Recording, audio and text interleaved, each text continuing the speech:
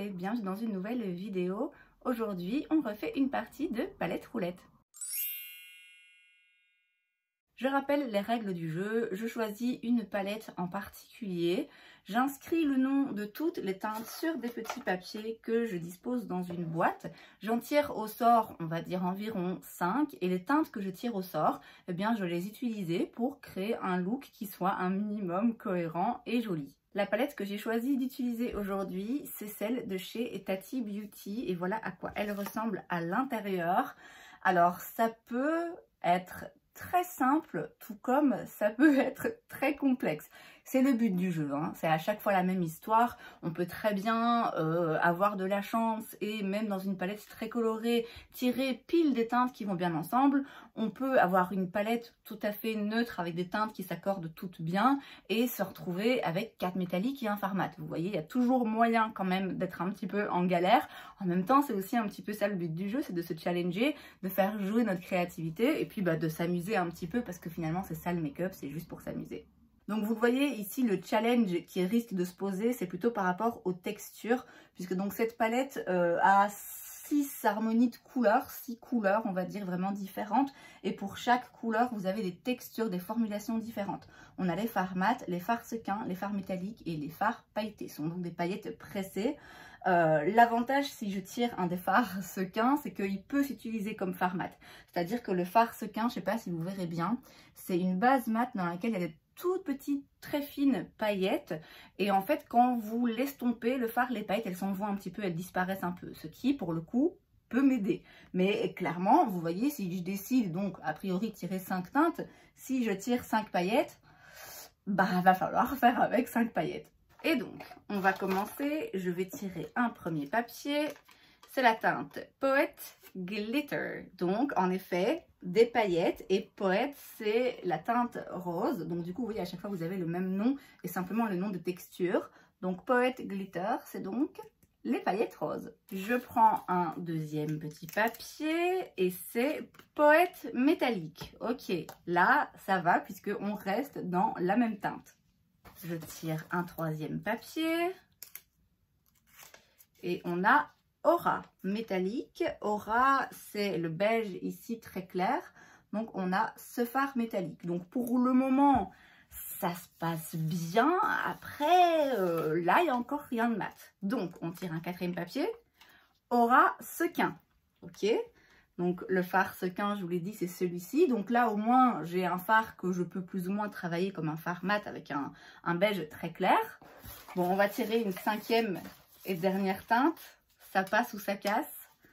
C'est la teinte Poet mat. Donc bon, finalement, clairement, on est très bien, peut-être même un peu trop.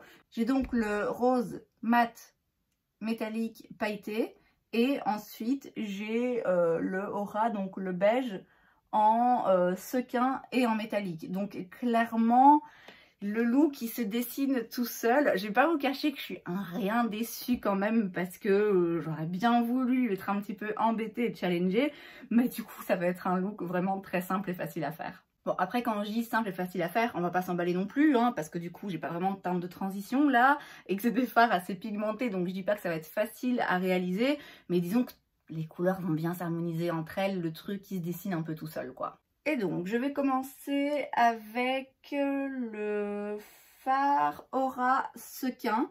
Donc, je sais pas si vous verrez, il y a des très fines paillettes dedans, mais ça se voit presque pas, hein. J'utilise un pinceau de chez Cosmic Brushes, c'est le S01. Je vais tapoter l'excédent et en principe, du coup, le plus gros des paillettes va disparaître. C'est ce qu'on peut reprocher hein, aux fards sequins, c'est qu'ils sont très jolis en théorie.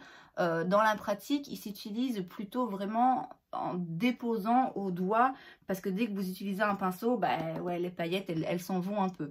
Moi pour le coup, aujourd'hui ça m'arrange. Il en reste un peu, hein, il en reste un peu quand même, mais très peu. Et donc ce fard, vous l'avez vu, hein, je le dépose en dessous du sourcil et là je vais descendre encore un petit peu plus et je vais vraiment en mettre pas mal jusque dans le creux de paupière, juste pour m'assurer que le rose après je puisse vraiment bien le dégrader. Justement, le rose mat, on va le prendre maintenant, donc c'est donc la teinte Poet en mat. J'utilise un pinceau Sigma, c'est le E38. Je vais bien taper l'excédent pour aller tout doucement dans un premier temps. Et donc je vais venir dans le creux de paupière. Et je vais bien prendre mon temps. Au moins j'en ai sur mon pinceau, au plus je remonte un petit peu, je l'estompe un peu vers le haut. Et puis je continue à le construire, donc là plus vers le coin externe et dans le creux de paupière. Et là je rajoute un petit peu de pigmentation et j'en mets aussi sur la paupière mobile, plutôt vers le coin externe. Ensuite, on reste dans les roses. Je prends la deuxième teinte que j'ai tirée, donc la teinte Poète mais métallique. Là, je vais la prendre au doigt et je vais l'appliquer sur le centre de la paupière. Et en fait, non, je vais aller presque jusqu'en coin interne. Je laisse juste une toute petite place ici. Mais en fait, je l'applique sur toute la paupière mobile. Maintenant, je prends un petit pinceau précis, comme ça, c'est un de chez NYX, c'est le numéro 35. Et je viens prendre la teinte métallique Aura, donc le beige très clair métallisé. Et je viens le mettre en coin interne.